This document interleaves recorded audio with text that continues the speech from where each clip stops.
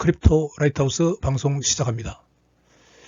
오늘 방송은 원래는 11월 20일 방송용입니다만 앞당겨 공개합니다. 오늘 방송할 주제는 이더리움 블록체인과 이더리움 암호화폐의 본질에 대해서 이야기하겠습니다. 에센스에 대해서 이야기하겠습니다. 우리가 지금 상장되어 있는 수천 개의 암호화폐들 중에서 분류를 해보면요, 비트코인, 이 비트코인과 약간 비트코인의 흉내낸 암호화폐들 그룹이 있고요. 그 다음에 이더리움과 이더리움을 흉내내고 있는 암호화폐들이 이렇게 있습니다. 예, 대표적으로 솔라나, 바이넌스 이런 것들이 이더리움을 흉내내고 있습니다. 물론 스테이블 코인도 있어요. 스테이블 코인도 사실은 스마트 계약이 이루어지니까 두 개로 분류한다면은 이렇게 분류가 가능한 겁니다. 자, 비트코인 계열하고요, 이더리움 계열입니다. 근데 지금 시장은 비트코인 계열의 총 자산 규모가 이게 한 8대, 이게 이더리움 계열의 이 자산 규모는 한 2 정도 될 겁니다. 이 정도도 조금 안 될지도 모르겠어요. 8대 2 정도 됩니다. 그런데 기술적인 측면에서 보면 기술 혁신.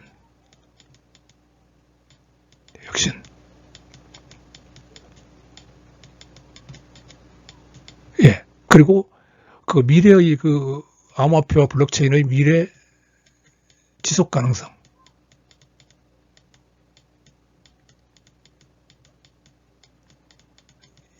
이것 측면에서 봤을 때 이 이더리움 계열에 이쪽에 비중을 두고 우리는 봐야 됩니다. 여기 기술로 이야기하면요, 미래 지속 가능성으로 보면은 오히려 이쪽이 8이 되고 이쪽이 2가 됩니다. 8이 되고 2가 됩니다. 그래서 이 블록체인과 암호화폐의 미래를 보려고 하면은 이더리움의 본질을 꿰뚫어 볼 수가 있어야 됩니다. 근데 알다시피 자본이 8대 2 정도로 이 비트코인 계열에 몰려 있다 보니까 투자 측면에서 이익을 내려고 하는 세력들이 비트코인 가격 올리기 위해서 혈안이 되어 있고, 또 시장은 그렇게 돌아가니까 전문가라고 이야기하는 사람들이, 또 기가 솔깃한 사람들이 이 비트코인 이야기를 많이 합니다. 그래서 심지어 어떤 전문가는 곧 비트코인이 20만 불 간다, 30만 불 간다. 예. 마이클 셀러 같은 사람들은 몇 년 안에 100만 불 간다, 이런 이야기를 하고 있는 겁니다. 그런데 뭘로 봐야 되느냐면은 블록체인과 암호화폐를 이걸로 봐야 됩니다. 이걸로. 기술 혁신과 미래 지속 가능성. 그러니까 화폐로도 보지만은, 디지털 화폐, 암호화폐로도 보지만은, 어떻게 보면은 미래 산업으로도 이걸 봐야 됩니다. 산업이라고 하면은 이게 웹3죠. 웹3요. D앱이 되고요. 이쪽으로 봐야 됩니다. 그래서 이 이더리움의 본질에 대해서 이해를 해야 됩니다. 이 사람들이 주구장창 비트코인이 최고라고 이야기하고 비트코인 투자하면 돈 번다고 하는 이 전문가들이 최소한 오늘 방송하는 이 이더리움 블록체인과 이더리움 암호화폐의 본질이라는 이 방송 내용 정도는 이해를 하고 비트코인 전문가 행세를 하든지 그렇게 해야 될 것입니다. 예, 시기적으로 보면요, 2008년 예, 비트코인이 나오면서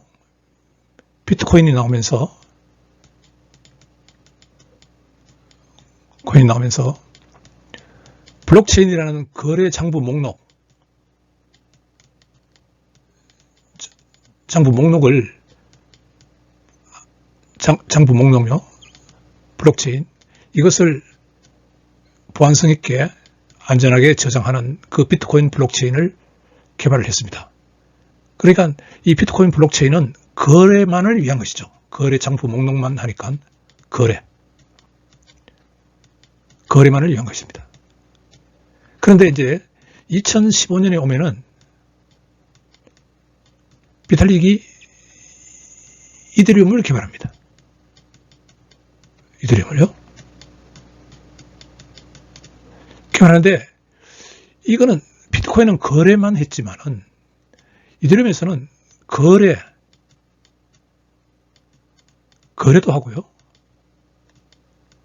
플러스 스마트 계약이라는 걸 수행하게 그렇게 했습니다.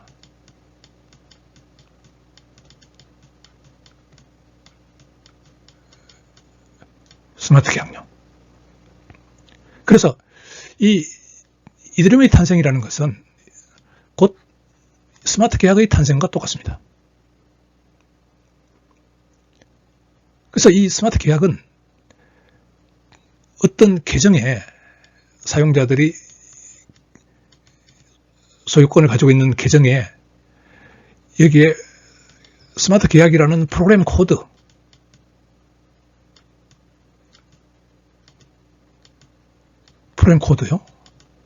코드를 올려놓고 어떤 조건이 만족되면은 이 프로그램 코드를 올려놓는 것을 배포라고 합니다. 배포.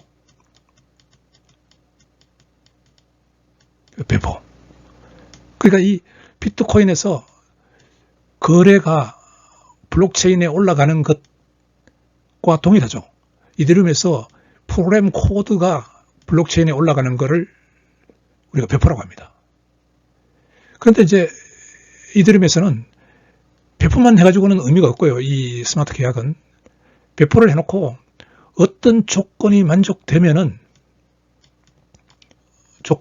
컨디션이 만족되면은 이 프로그램 코드를 돌려가지고 실행해서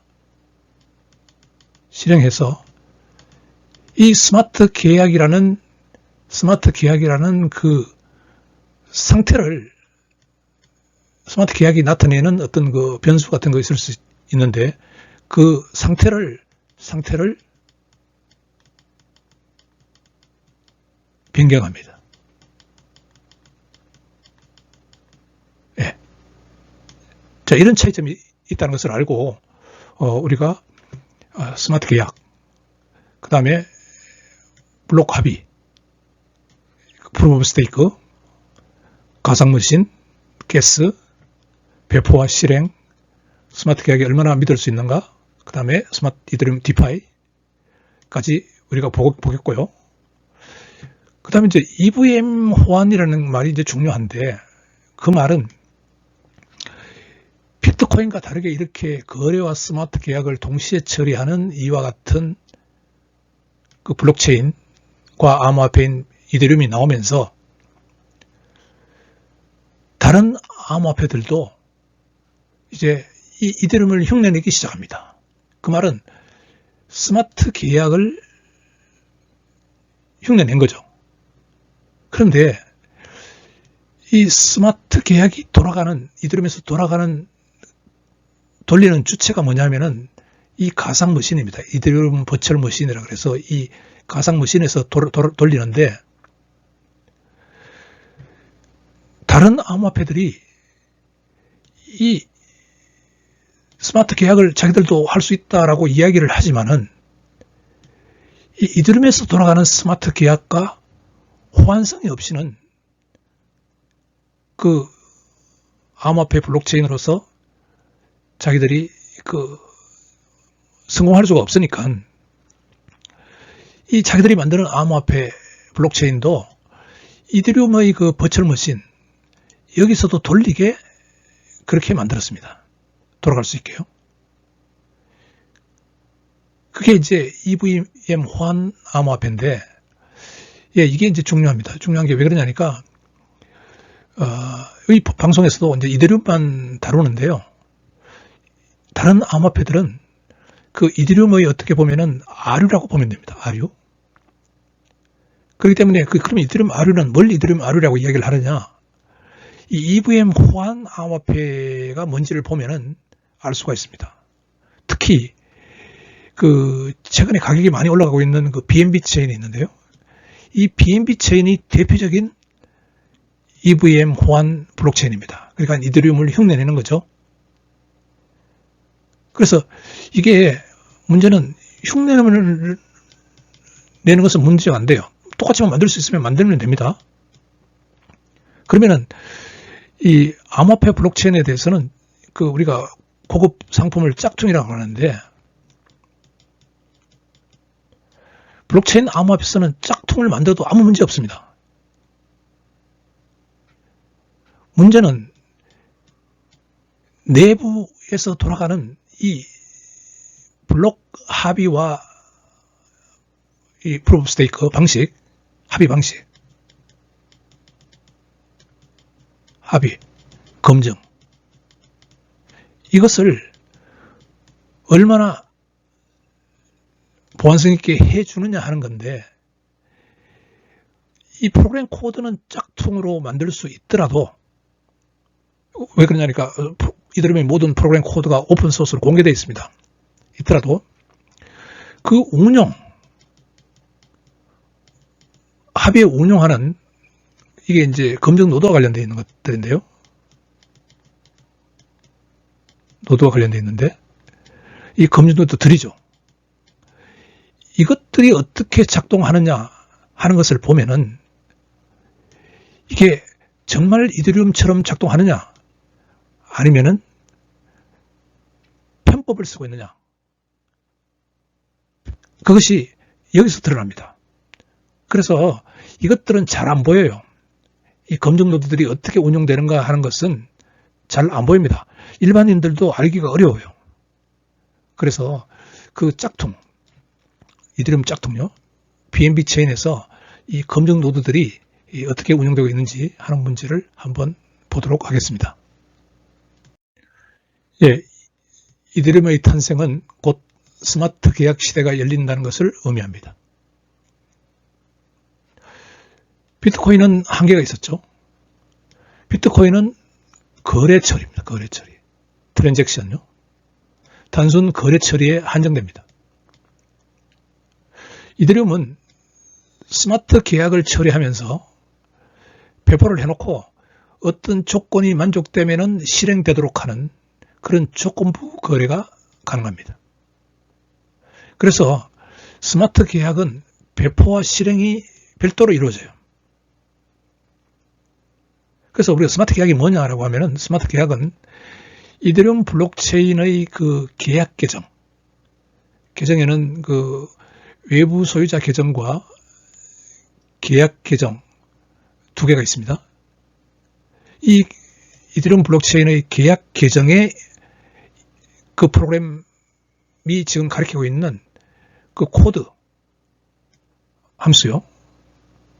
그 다음에 그 코드가 수행되었을 때의 그 데이터 상태가 이제 우리가 스마트 계약이라고 볼 수 있는 것이죠. 그래서 그러면 언제 그 함수, 이 코드 함수가 실행되어서 데이터 상태를 업데이트하느냐? 새로운 블록이 만들어질 때마다 어떤 조건이 만족되면 프로그램은 실행이 됩니다. 그러니까 이더리움은 이 블록체인에 약 12초 단위로 만들어지는 이 블록들에 뭐가 올라가느냐? 거래도 올라가고요. 이 계약 코드도 있습니다. 계약 코드도. 이 계약 코드는 이 이더리움 블록체인은 계정 모델을 사용하는데요. CA라는 계정에 올라가 있습니다.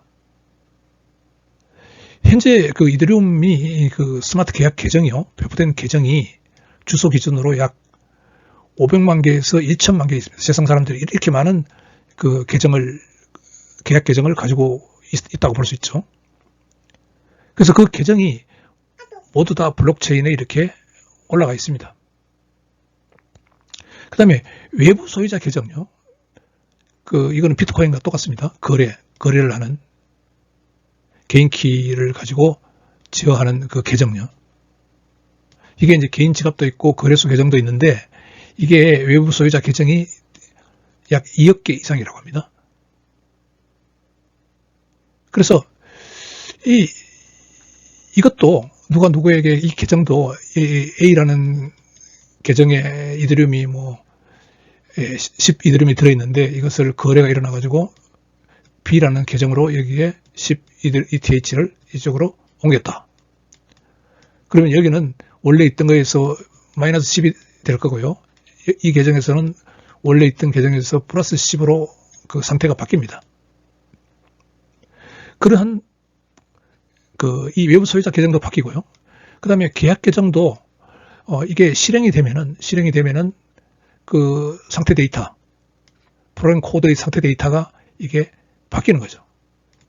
예, 상태 데이터의 변화가 있습니다. 예, 이것도 상태의 변화고요. 이것도 상태의 변화고. 자, 이것들을 업데이트된 상태를 계속 여기에 블록체인에 저장하는 겁니다. 예. 그래서 이 초기에는 이더리움 초기에는 그 ICO라 그래가지고 이더리움을 개발하기 위해서는 돈이 필요했기 때문에 이니셜 코인 오프링 그래가지고 초기 암호화폐를 발행을 했어요. 그때 2015년 7월 달에 비탈릭 부테린과 개빈 누드 이 사람은 나중에 폴카닷을 만들어서 나갔는데 이 사람이 이더리움 초기 발매를 했습니다. 그래서 그 돈으로 이더리움을 개발했습니다. 그때 이제 스마트 계약 기반의 이더리움 암호화폐를 공급을 했죠. 그래서 이더리움은 계정 모델입니다. 계정 모델.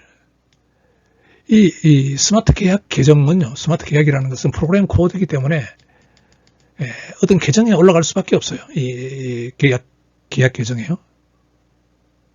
그래서 이더리움은 계정 모델을 사용합니다.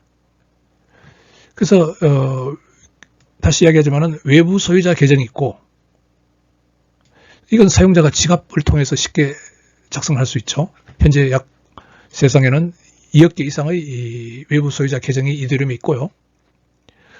계약 계정, 이 스마트 계약 코드를 배포하는 계정. 그러니까 스마트 계약 코드를 배포할 때 생성해야 됩니다.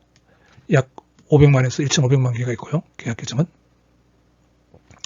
그래서 이 계정 모델에서 우리가 그 실행, 거래나 실행이 일어날 때마다 이 EOA에서는 거래가 일어날 때마다 이 상태 변화가 일어나고요. 계약 계정에서는 이 계약 계정을 실행할 때마다 상태 변화가 일어납니다. 그래서 이 글로벌 계정 상태 정보의 업데이트가 일어나서 이 블록체인에 반영이 되는데 이 글로벌이라는 말을 사용하는 이유는 이 2억 개 이상의 EOA, 500만 개에서 1,500만 개 이상의 CA가 그 당시에 어떤 요 슬롯 안에 어떤 거래가 일어났고 어떤 계약 코드가 실행이 되었느냐 따라서 그 한정적인 부분만 계속 이 상태가 업데이트 되어 나가는 거죠. 또 업데이트 되어 나가는 거죠. 예.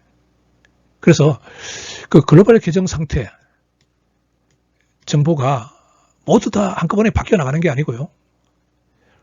그때 그 12초 안에 일어났던 거래들이나 스마트 계약을 실행시키는 메시지들에 의해서 그 부분의 그 EOA와 그 부분의 CA만이 상태를 업데이트 해 나가는 거죠. 글로벌 계정 상태 중에서요. 자, 이게 비트코인과 다르게 이더리움에서는 상태라는 이야기를 씁니다. 상태. 다시 한번 상태에 대해서 이야기하겠습니다. 이더리움의 상태는 그 네트워크 전체, 아까 이전 페이지에 얘기하는 그 모든 그 외부 소유자 계정요. 그 다음에 모든 세상의 모든 계약 계정. 이게 이제 네트워크 전체라고 볼 수 있는데, 이 계정들의 그 현재 정보, 이게 거래와 그 스마트 계약 메시지에서 이게 상태가 바뀌어 나간다 그랬죠. 그러니까 그 바뀌는 정보들이 계정 잔액, EOA 같은 경우에는 그 계정 잔액이 자꾸 바뀌어 나갈 거고요. 그 다음에 이 CA 같은 경우에는 계약 변수, 뭐 일반 계약하고 같이 생각하면 됩니다. 농작물이 피해를 입었을 때 뭐 온도가 뭐 10도 마이너스 10도 아래로 떨어졌으면은, 갑자기 떨어졌으면은 농작물에 대해서 뭐 만불을 배상해 준다. 그러면은 그 변수 값이 계속 바뀌어 나갑니다. 그 다음에 저장된 데이터, 이것들이 상태를 형성하고 있는 거죠. 예를 들어서 어떤 스마트 계약이 사용자가 일정 금액의 송금하면은 토큰을 발행한다. 이건 너무나 간단한 이제 스마트 계약인데, 예를 들면 이렇다는 겁니다.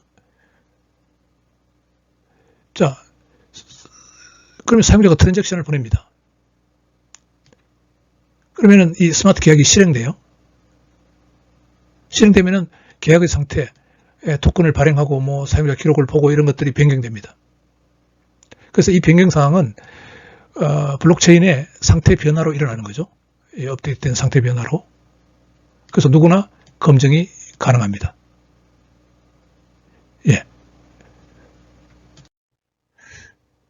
스마트 계약의 상태, 일반 상태요. 외부 소유자 계정의 상태가 어떻게 업데이트 되는지를 봅시다.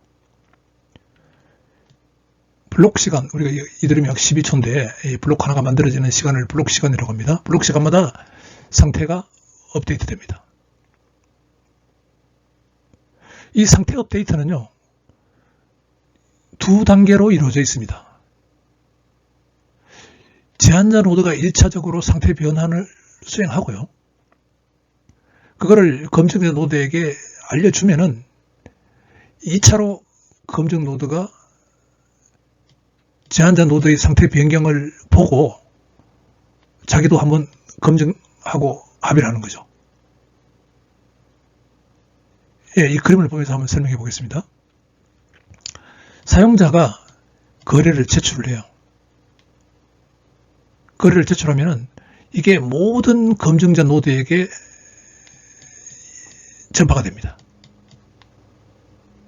그래서 자, 어느 그 타임 슬롯 블록 시간 동안에 12초 동안에 사용자 거래 제출된 게 이거라고 합시다. tx0, tx1, txn-1 이게 제출됐다고 합시다. tx0, tx1, txn-1 그게 이제 이 모든 거래는 방송이 되죠.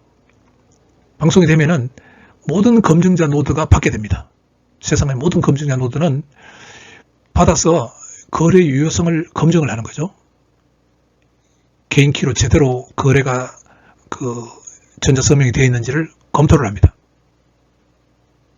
그러고는 검증자 노드는 이 보류 중인 거래 목록에 추가를 해요. 그러면 이 모든 검증자 노드는요, 이것을 tx0부터 txn-1까지 이거 지금 이 12초 슬롯 동안에 온 건요. 이것을 모든 검증 노드들은 이걸 보관하고 있습니다. 자, 제한자 노드는요. 제한자 노드는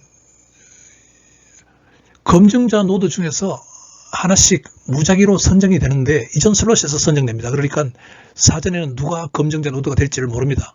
제한자 노드가 될지를 모릅니다. 자, 이 제한자 노드도 당연히 이 10초 동안에 온 이 거래 목록을 받겠죠. 받아서 유효성 검사를 하고 난 뒤에 이걸 가지고 있습니다. 선정된 제한자 노드도요. 그래서 이 제한자 노드가 먼저 이거에 대해서 해당되는 그 계약 코드를 실행을 했어요. 실행을 해서 상태 변환을 일으켜 보는 것이죠. 제한자 노드가.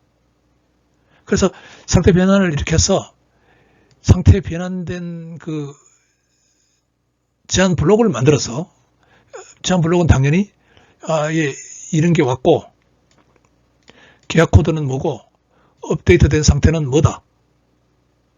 자, 원래 이 글로벌 상태가 이거였는데요. 이것들이 와서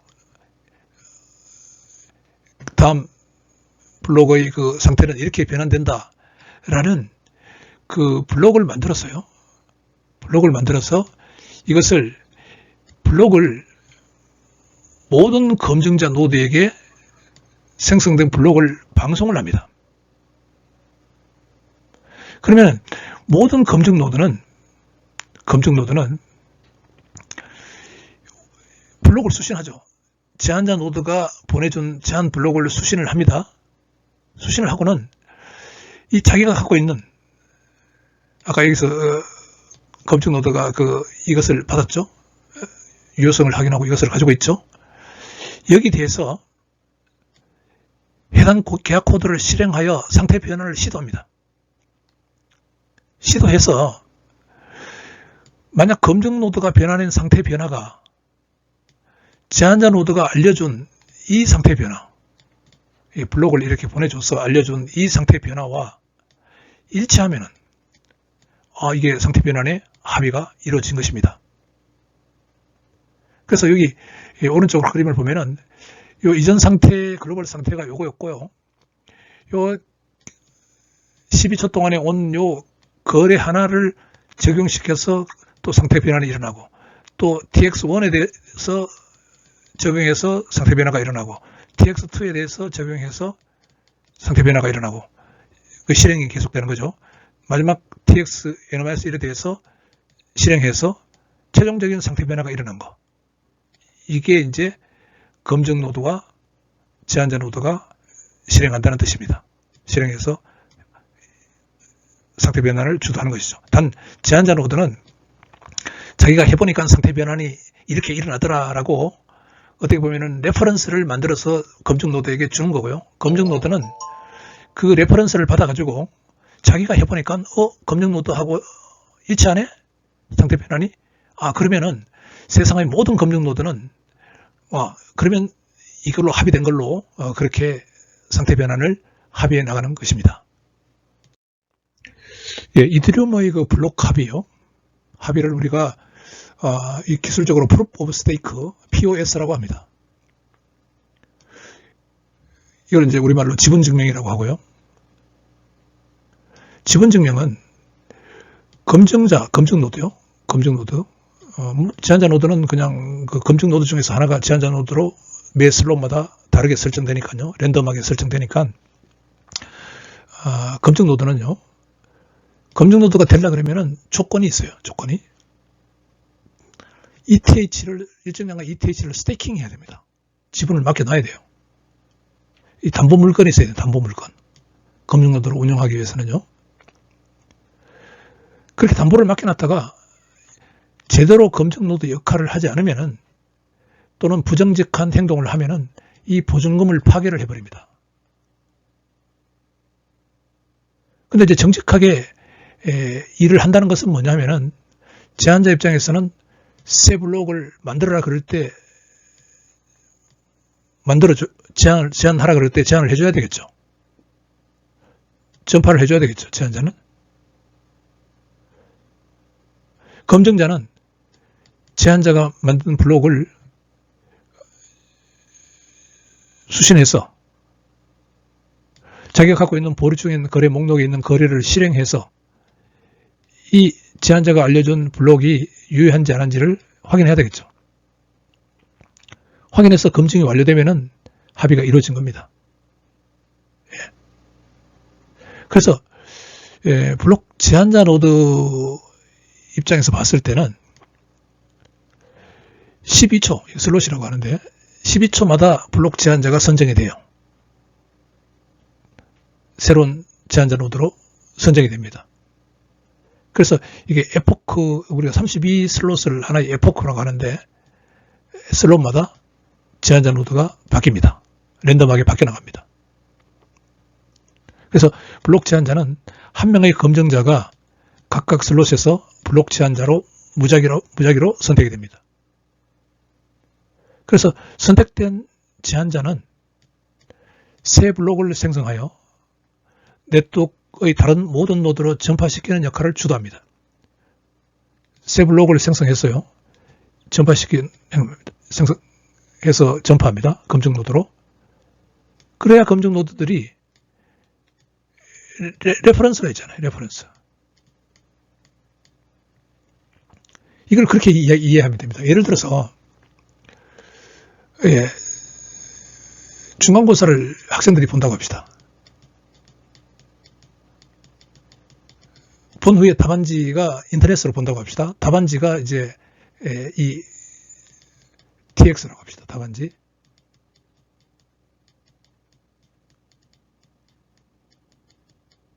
채점 위원들이 20명이 있다고 합시다.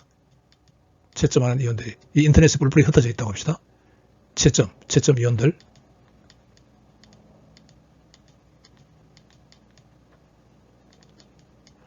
예, 흩어져 있다고 합시다. 그러면 이 채점이 어떻게 이루어지는지를 한번 봅시다. 시험을 보는 학생은 이제 답안지를 작성해서 모든 세상의 20명의 검증위원에게 이걸 인터넷으로 보냅니다. 인터넷으로 보내요. 답안지를. 그러면 그 답안지를 받아가지고 학생이 100명이라고 합시다. 100명. 100명이 답안지를 보냈다고 합시다. 그러면은 이 100명의 답안지를 가지고 있죠. 검증 노드는. 자, 근데 이제 채점위원 20명 중에 한 명이 제한자 노드로 선정이 됩니다. 제한 채점위원으로 선정이 됩니다. 그러면 제한자 노드가 자기가 이것을 채점을 해봐요. 채점을 수행합니다. 채점을 해요. 그럼 이 100명에 대해서 채점을 다 할 거 아닙니까? 채점을 다 해서 결과, 누구는 몇 점, 누구는 몇 점, 누구는 몇 점, 이 결과를 채점을 다 해가지고 모든 채점위원들에게, 20명의 채점위원들에게 이걸 방송을 해요. 인터넷을 통해서. 방송을 하면은, 자, 20명의 채점위원들은 이 채점한 거를 받아요. 그래서 받아서, 아까 자기가 갖고 있는 이 답안지 받아서 갖고 있죠. 채점위원들은 다 갖고 있습니다. 자기가 채점을 또 해봐요. 100명에 대해서. 채점을 해보니까, 채점한 결과가 이 제한자 노드가 채점한 결과하고 일치하면은 합의가 이루어졌다고 보는 겁니다. 채점 결과에 대해서. 그래서 모든 20명의 채점 노드들은 자기들이 같이 한 장소에 모이지 않고도 흩어져 있는 상태에서 우리 20명이 모두 다 이 100명의 답안지 채점에 의견 일치를 했구나 라고 할 수 있다는 겁니다. 예. 그래서 검증 노드는 그 채점위원 자격을 얻으려면은 이더리움의 스마트 계약에 ETH 형태의 자본을 명시적으로 담보로 맡겨둬야 됩니다. 스테이킹 해야 됩니다.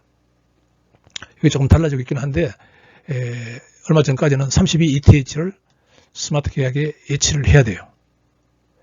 그러면 예치를 하면은, 이를 정상적으로 채점위원 활동을 하면은, 예치한 거의 한 3%, 6%, 연 3%, 6% 수준의 보상을 해줍니다. 채점위원 역할 잘했다고요? 보상을 해줍니다. 그런데 만약에 채점위원으로 하라고 하니까 채점을 잘 못한다든지, 너가 제한자 채점위원으로 하라고 했을 때 그 제한자 채점위원 역할을 못한다든지, 그렇게 하면은 이 담보물을 파괴해버립니다. 혹은 뺏어버립니다. 그걸 우리가 슬래싱이라고 하는데요. 그렇게 해서 담보를 가지고 검증자 노드들은 참여하게 되는 것입니다. 예, 이더리움 스마트 계약 가상머신 EVM 가스에 대해서 한번 봅시다. 스마트 계약은 배포와 실행이 된다 그랬죠. 먼저 스마트 계약은 계약 계정으로 이더리움 블록체인에 먼저 올라가고 어떤 조건이 만족되면은 이게 실행이 됩니다.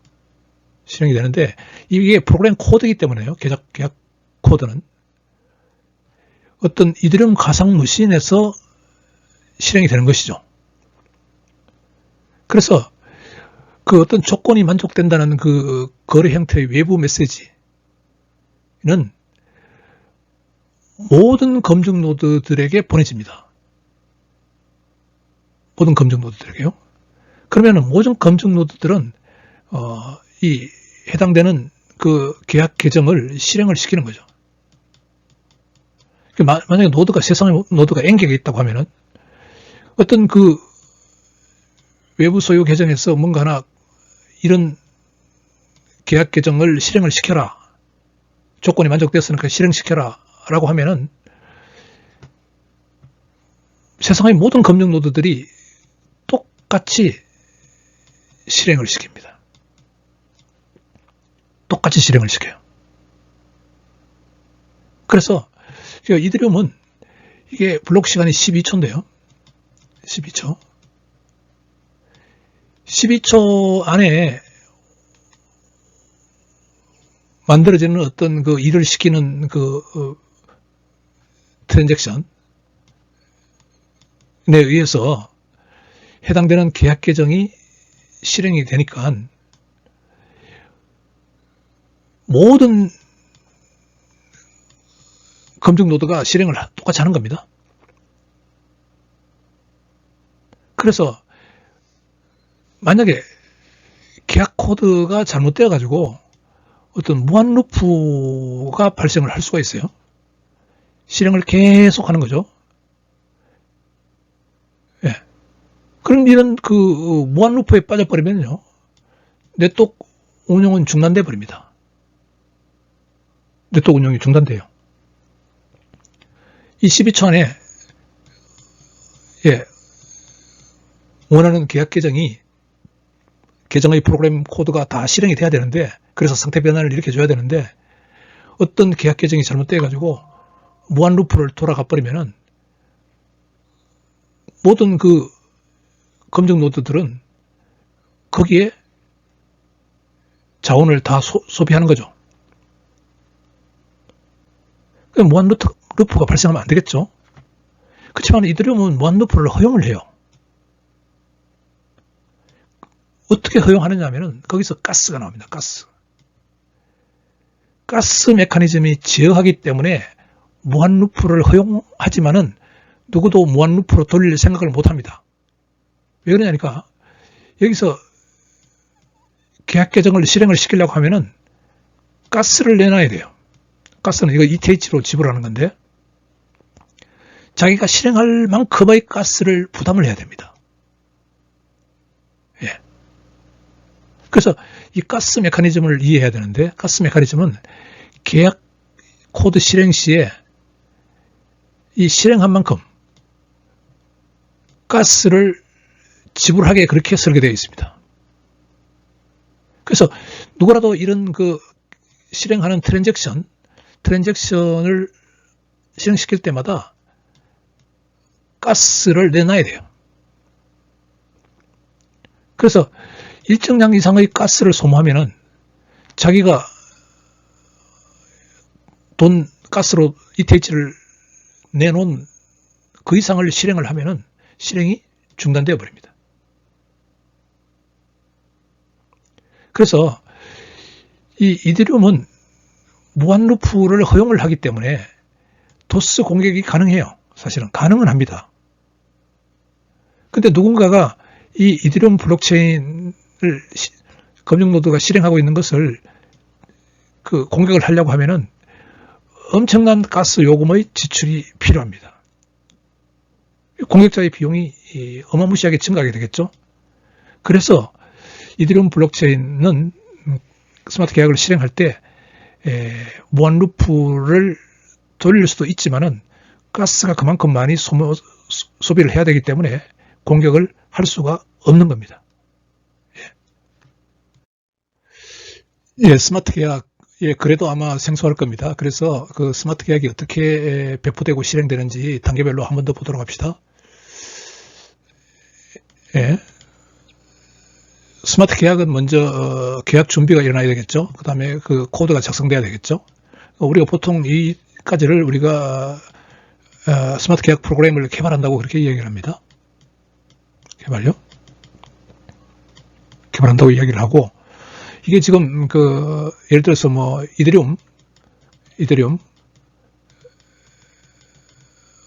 바이낸스 뭐 이런 쪽에 거의 개발자들이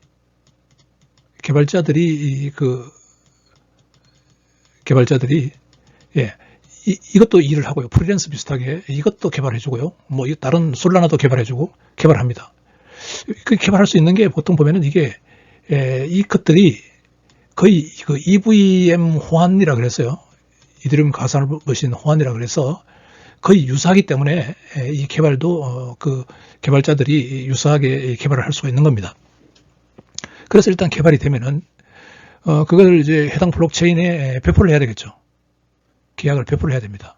그러니까 이더리움 같은 경우에는 이제 CA 계정에 여기에 올리는 거죠. 블록체인에 올리는 겁니다.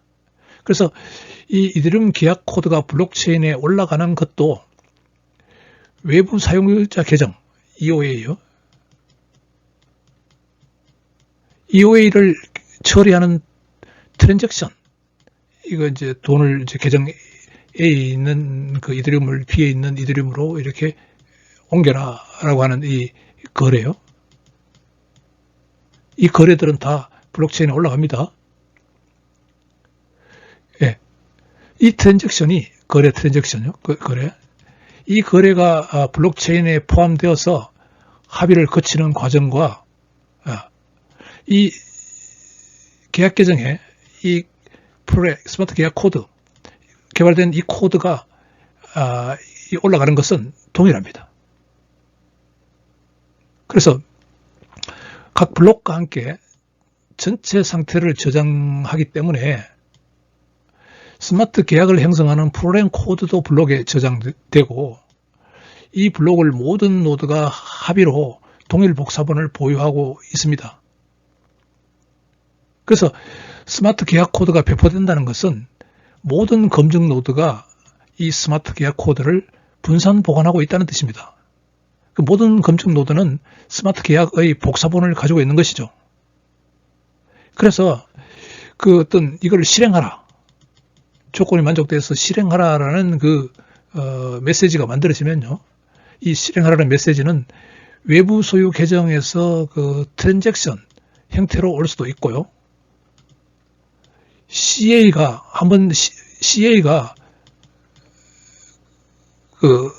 또 다른 CA를 작동을 시킬 수가 있습니다. 실행을 시킬 수가 있습니다. 그걸 우리가 이제 구분해서 메시지라고 하는데, 거리나 메시지입니다.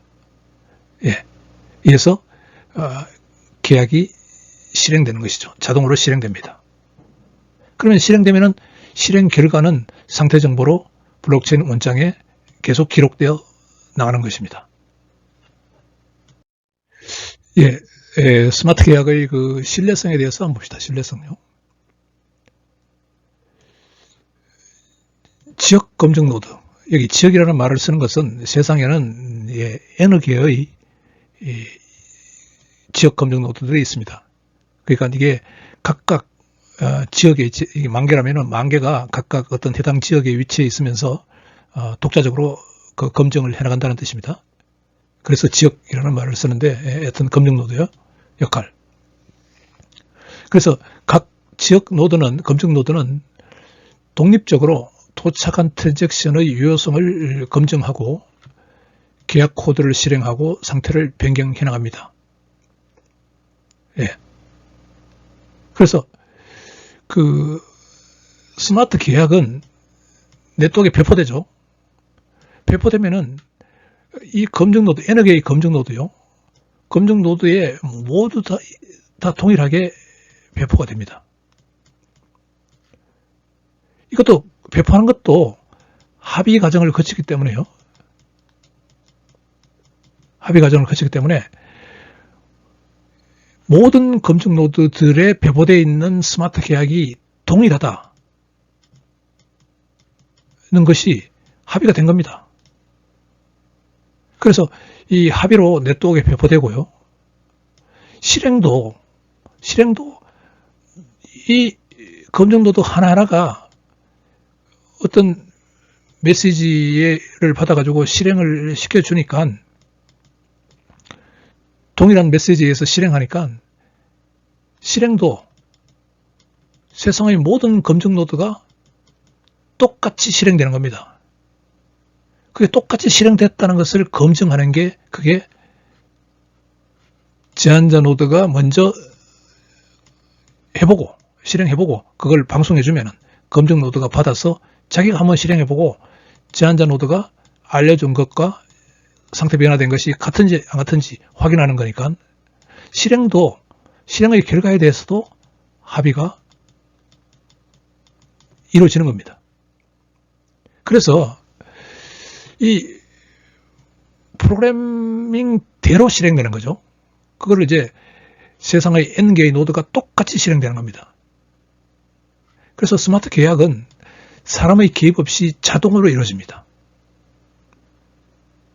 그러니까 스마트 계약은 신뢰의 필요성을 제거하는 것이죠. 어떤 기관이나 어떤 사람을 믿어서가 아니고 여기서는 탈중앙화되어 있는 N개의 검증 노드가 동일한 프로그램을 동일하게 실행시켜서 동일한 결과로 말해주는 겁니다.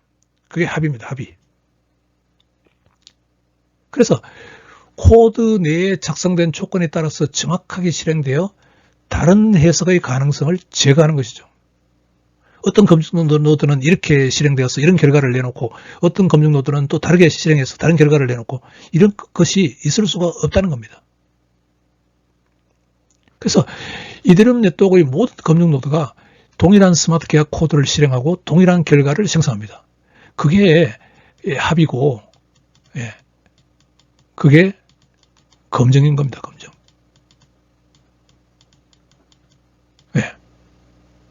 그러니까 스마트 계약은 항상 동일한 결과를 생성하기 때문에 어떤 주어진 조건에 따라서 결과는 모든 검증 노드가 동일한 결과를 생성하기 때문에 우리가 신뢰성을 보장한다. 그렇게 이야기를 하는 것입니다.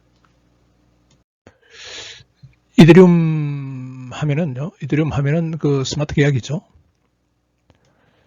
스마트 계약은 프로그래밍 가능한 돈의 혁신입니다. 그게 디파이죠. 디파이. 돈을 프로그래밍 하는 게 디파이입니다. 탈중앙화 금융료. 돈을 프로그래밍 한다. 프로그래밍 한다.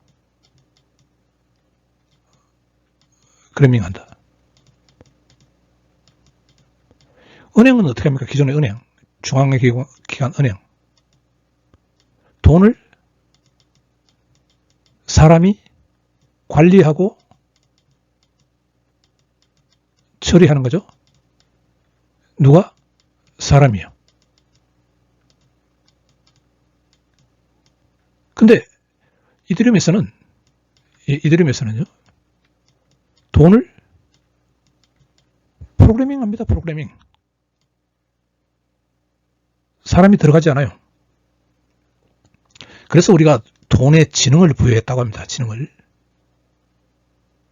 그 비트코인은 가치만 부여한 반면 이더리움은 돈에 지능까지 부여했습니다. 그러니까 비트코인은 이 프루프 오브 워크 작업 증명 방식에 의해서 보안 문제를 해결하고 하면서 개인이 이 비트코인을 희소 가치가 있는 비트코인을 가지고 있으면은 이 비트코인 네트워크가 존재하는 한 영원히 비트코인을 저장할 수 있도록 그러니까 가치를 부여했죠. 가치를 부여한 반면에 이더리움은 돈에 지능까지 부여를 한 겁니다. 그래서 이더리움은 프로그래밍된 돈의 개념을 도입한 것이죠. 그래서 이 스테이블 코인도 마찬가지예요. 스테이블 코인. 이더리움 적용 사례를 보면은요. 스테이블 코인을 보면은 지불, 해결, 청산, 조정, 국경 간 거래. 이럴 때 이제 이 프로그래밍 된 돈이 이용됩니다. 한마디로 돈에 지능이 들어있다는 것이죠. 지능이 들어있는 겁니다. 또 금융 서비스의 프로그래머, 이제 은행에서 하던 이런 일들요. 이거 프로그래밍 됩니다. 탈중앙화 금융이죠. 거래, 대출, 파생상품, 이런 것들이 모두 다 스마트 계약을 통해서 프로그래밍이 가능합니다.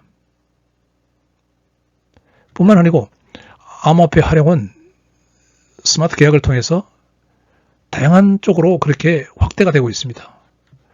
토큰화된 자산, NFT, 자율분산 조직 DAO, 분산 ID, 탈중앙화 ID, 블록체인 게임, 예측 시장, 소셜미디어 네트워크, 모든 면으로 암호화폐의 활용이 확대가 되고 있는 겁니다. 그러니까 이 방송의 그 초기 슬라이드에서 내가 이야기를 했는데요. 세상에는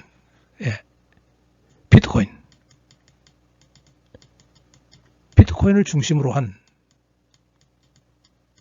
비트코인은 뭡니까? 비트코인은 가치만 부여됐죠. 가치만, 이 POW에서 보안에 의해서 가치만 부여됐죠. 비트코인은. 그 다음에 이더리움은요?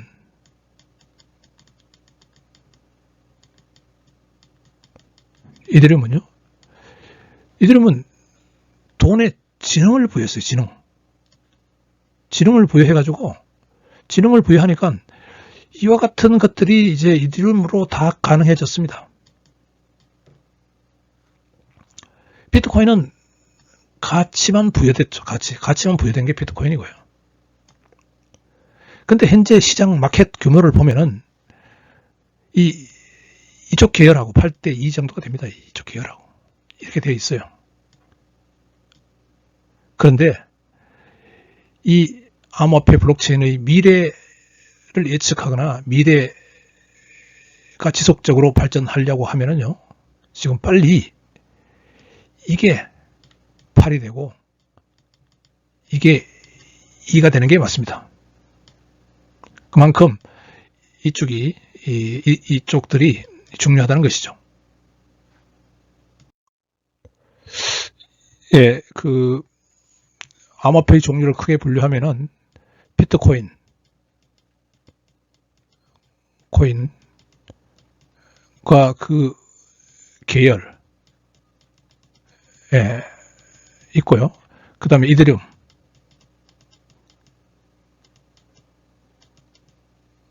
그 다음에 이 해당되는 그 계열이라고 할 수도 없고요. 그냥 흉내 낸다고 하면 됩니다. 흉내. 이 차이는 그거죠. 이 비트코인과 이거는 거래 중심이고요.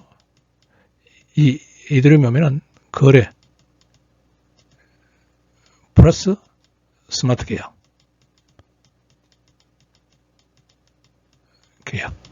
이렇게 되는 겁니다. 자, 이 스마트 계약은 이제 다시 이야기하지만은 이게 어떻게 된다 그랬습니까?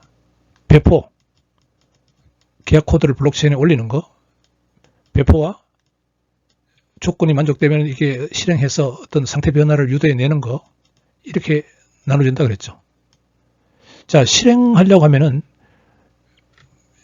뭐가 있어야 되느냐니까 EVM이 있어야 됩니다. EVM.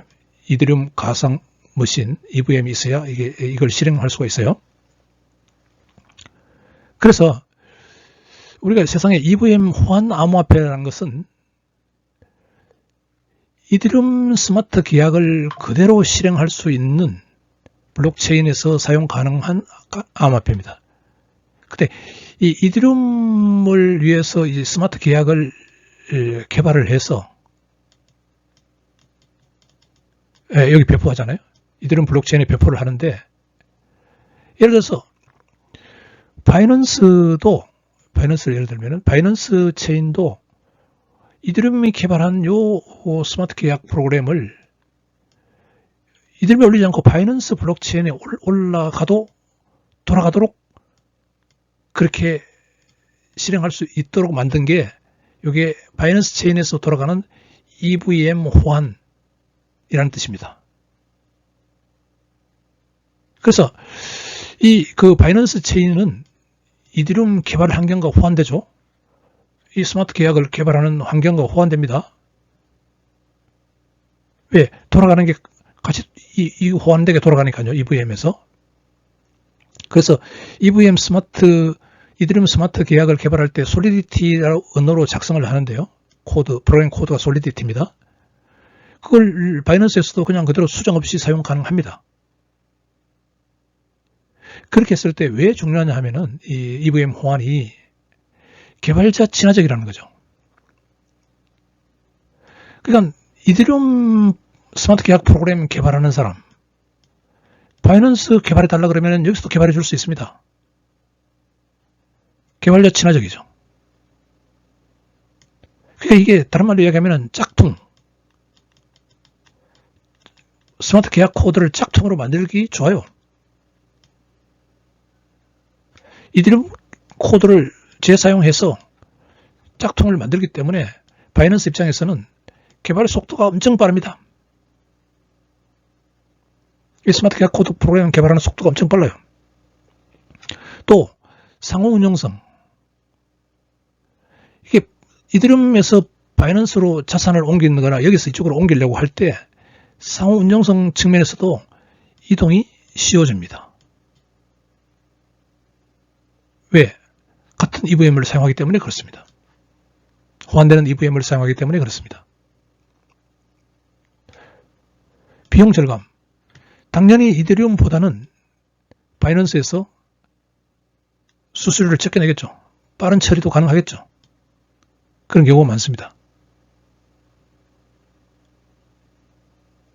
또 멀티체인 D앱이라고 그랬어요. 하나의 앱이, 이 D앱이 여러 블록체인에서 작동할 수 있어요. 그래서 탈중앙화 거래소를 우리가 유니스왑인데, 이 D앱이 유니스왑이라고 탈중앙화 거래소입니다. 암호화폐를 사고 팔 수 있는 거. 사람이 하는 게 아니고 이게 프로그램 코드, 스마트 계약으로 코드가 사고 팔 수 있게 해줍니다. 이게 여기서도 이더리움에서도 돌아갈 수 있고요. 이게 바이낸스에서도 돌아갈 수 있다는 겁니다. 그래서 지금 대표적인 EVM 호환 블록체인을 보면은 바이낸스, 폴리곤, 아발란체, 팬텀, 세로, 카다노도 이제 최근에 만드는 것 같고요. 많습니다. 대표적인 EVM 호환 블록체인이 그 BNB 체인입니다. BNB 체인은 그 중국인 CZ가 그 CEO로 지금 CEO 제재를 받으면서 CEO 자리에서 물러났는지 모르겠는데 하여튼 거의 실질적으로는 CEO입니다. CZ가 그 세상에서 가장 큰 거래소인 바이낸스 거래소를 운영하면서 같이 돈을 무지막지하게 많이 벌고 있는 그 CZ가 운영하는 블록체인이 이 BNB 체인입니다. 그래서 최근에 이 BNB 가격이 엄청나게 암호화폐 가격이 올라갔어요. 지금 거의 1,000원을 넘었습니다. 1,000달러를 넘었습니다. 그래서 이상할 정도로 많이 오르고 있습니다. 이 BNB 암호화폐 가격이요. 그래서 이 기회에 BNB의 어떤 그런 숨겨진 모습을 한번 이야기하려고 합니다. 자, BNB는요, EVM 호환성이 있습니다. BNB 체인에서 이제 그 몇 가지로 구성되어 있는데 그 대표적인 게 BNB 스마트 체인인데, BNB 스마트 체인은 그 이더리움 버추얼 머신과 완전히 호환됩니다.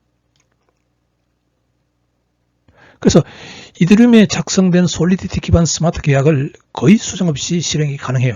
바이낸스 스마트 체인에서요. 그래서 이 개발자들은 기존 이더리움 D앱을 유니스왑 같은 거, 그 이더리움 D앱이요. D앱을 그 BNB 스마트 체인으로 가지고 와서 쉽게 이식할 수 있습니다. 그래서 이 BNB 체인의 생태계 확장이 또 상당히 빨리 이루어질 수가 있어요. 한마디로 이더리움의 짝퉁을 마음껏 만들어서 쓸 수 있습니다.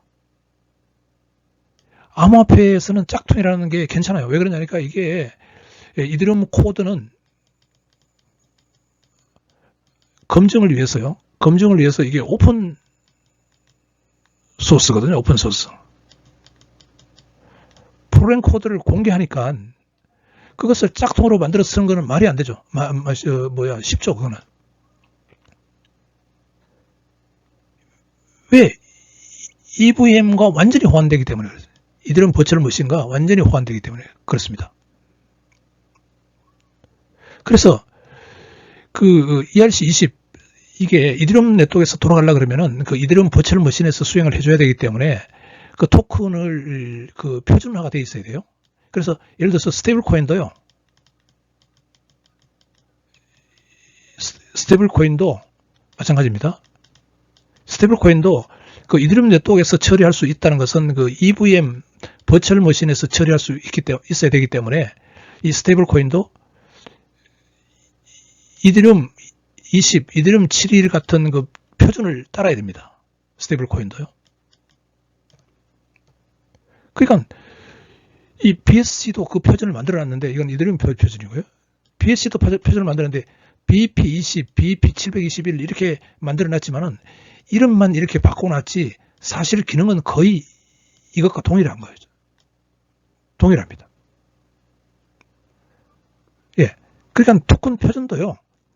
이 표준이라고 이렇게 바이낸스 체인에서 만들어 놨지만은 이것도 이더리움의 짝퉁입니다. 짝퉁이에요.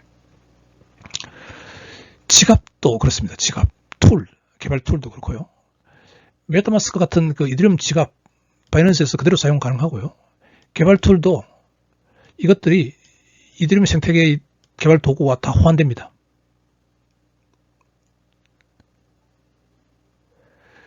그래서 지금 암호화폐 생태계가 복잡한 거예요.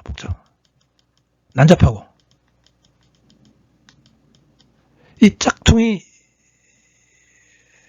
난립을 하니까 이게 혼잡하죠. 복잡하다기보다는 혼잡한 겁니다. 왜? 암호화폐 블록체인에서는 짝퉁이 이게 무슨 그 길티, 죄의식 느낄 필요 없어요. 그냥 복사해서 쓰면 됩니다.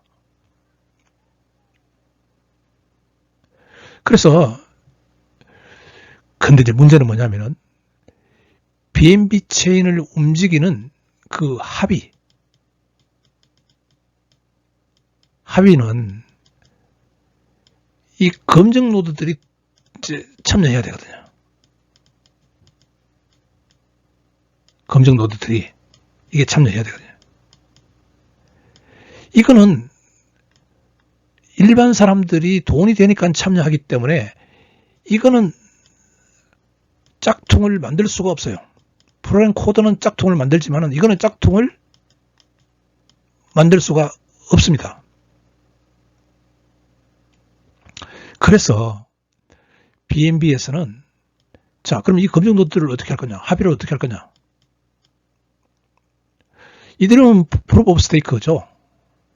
근데 BNB는 이걸 살짝 편법으로 쉽게 가려고 합니다. 그 대신 말을 뭐를 붙이냐면 프로브 오브 스테이크인데 오솔리티라는 말을 집어넣었어요. 그 POSA라고 합니다. 그 말은 뭐냐면은 BNB의 체인의 검증자 수는 이게 이더리움이 10,000개라고 하면은 N가 10,000이라고 하면은 BNB에서는 거의 허가받은 21개의 검증자만 존재합니다. 활성 검증자. 이 프로브 그게 허가받은 것만 존재하는 거죠. 오솔리티.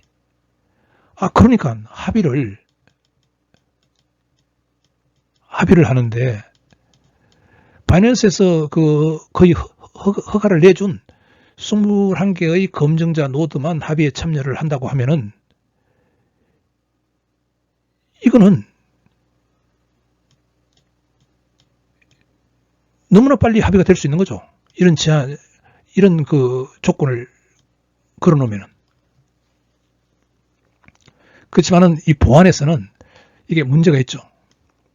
여기에 바이낸스에서는 이 오솔리티라는 말이 이 21개는 신뢰를 할 수 있다는 겁니다. 신뢰.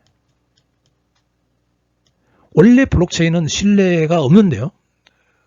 무신뢰성인데 바이낸스에서는 이렇게 신뢰할 수 있는 오솔리티, 권위 있는 기관이 21개가 일을 처리하는 겁니다. 그런 측면에서는 바이낸스는 비자카드, 신뢰할 수 있는 기관이 비자카드. 이건 완전히 중앙화돼서 한 개의 중앙화 기관이 있죠. 이걸 신뢰합니다. 비자카드. 구글요. 구글 데이터 센터 전 세계적으로 한 20개 정도 똑같은 데이터 센터가 작동하고 있습니다. 이것도 어떻게 보면 오솔리티 있는 기관이죠. 오솔리티. 이런 개념을 BNB 체인이 도입을 해가지고요. 이 21개 검증자 노드가 일부는 바이낸스와 직접적으로 연결되어 있습니다. 그 바이낸스의 영향력 아래에 있는 거죠. 스테이킹도 바이낸스가 제일 많이 스테이킹을 하고 있고요. 가장 큰 스테이크 중 하나고, 바이낸스 거래소를 통한 VM 스테이킹도 하기 때문에 사실은 바이낸스 영향이 절대적입니다. 스테이킹 점유율을 보면은 바이낸스가 직접 하거나 위임받은 스테이킹 물량 30%, 50% 이상을 이 바이낸스가 좌지우지하고 있습니다. 자, 그러니까 바이낸스는 스마트 계약 프로그램 코드나 사용, 그 코드의 실행은 EVM과 호환되는 데서 하고, 또 개발도 EVM과 호환되게 완전히 짝퉁을 개발해도 아무 문제가 없고, 합의는 이더리움처럼 그렇게 탈중앙화된 퍼미션 리스트, 그래가지고 누구나 검증 노드가 될 수 있게 그렇게 해놓고 세상에 10,000개 정도의 그 검증자 노드가 검증에 참여하고 하는 그런 합의가 아니고, 오솔리티, 바이낸스와 직접적인 관련이 있는 사람들 위주로 해가지고 21개만 딱 정해주니까 그 21개가 빨리 처리할 수 있도록. 그래서 블록도 빨리 3초 만에 블록 하나씩을 만들고요. 수수료도 낮죠. 그러니까 비자카드 수수료 낮듯이 이것도 수수료 낮게 할 수 있죠. 그래서 이더리움, 바이낸스, 이런 이더리움 계열의 그 블록체인 암호화폐도 혼잡하다는 겁니다. 그래서 우리가 이더리움 호환 체인이 어떤 뜻이라는 것을 잘 이해를 해야 됩니다. 오늘 방송을 통해서 이더리움 블록체인의 본질, 이더리움 암호화폐의 본질에 대해서 살펴봤습니다. 세상에는 암호화폐 전문가라고 하는 사람들, 특히 비트코인 전문가라고 하면서 비트코인의 가격을 예측하고 투자를 권유하는 사람들이 많이 있습니다. 그 사람들이 제발 이 오늘 크립토 라이트하우스에서 방송하는 이더리움 블록체인과 암호화폐의 본질이라는 이 방송 내용만이라도 이해를 해 줬으면 좋겠습니다. 방송 시청해 줬으면 좋겠습니다.